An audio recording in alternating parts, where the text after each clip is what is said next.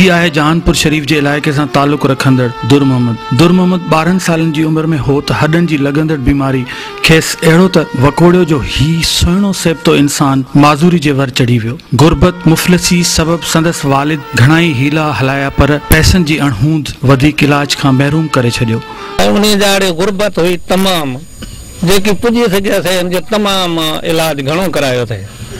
बहरहाल इनके इहा इते ही तबियत अची बीठी। असां गुरबत जे लिहाज़ सां तमाम ॾाढी ग़रीबत में गुज़रिया हूं। असां तमाम ग़रीब हूं। मेहनत मजूरी करे थो त खाऊं था, जेकॾहिं नथी थिए त पोइ वेठा हूं त अलाह खे यादि कयूं।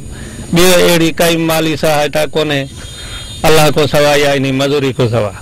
दुर मोहम्मद माज़ूरी जे वर चढ़ंदे बि पंहिंजी हिम्मत न हारी ऐं तोड़े जिस्म हीणो लिंग साणा हुयसि तॾहिं बि हिन मोटरसाइकिलनि ठीक करण जो कमु सिखी वरितो ऐं नंढड़ो दुकान खोले गुज़र सफ़र करे रहियो आहे। दुर मोहम्मद माज़ूरी खे मजबूरी सम्झण बदिरां सॼो कमुकार आम माण्हुनि जियां पाणी सरअंजाम ॾींदो आहे। तोड़े मुआशरती सितम ज़रीफ़ी जूं खोड़ शिकायतूं अथसि पर इज़हार करे बि थो ॼण न करण जहिड़ो। लफ़्ज़ टुटल भगल जिस्म जियां मरोड़जी वञनि था ऐं उन सबबु कंहिंजी का ख़ासि हमदर्दी बि संदसि कम न अची सघंदी आहे। केतिरनि ई आंजनि बावजूद बि दुर मोहम्मद ज़िंदगी जो गाॾो आम माण्हुनि जियां बहितर अंदाज़ में हलाए रहियो आहे। की गुज़र सफ़र थिए थो?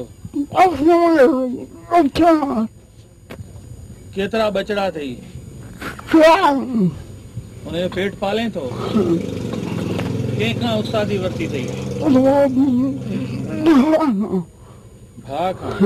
वो दड़का तो कौन ॾींदो तोखे सिखण?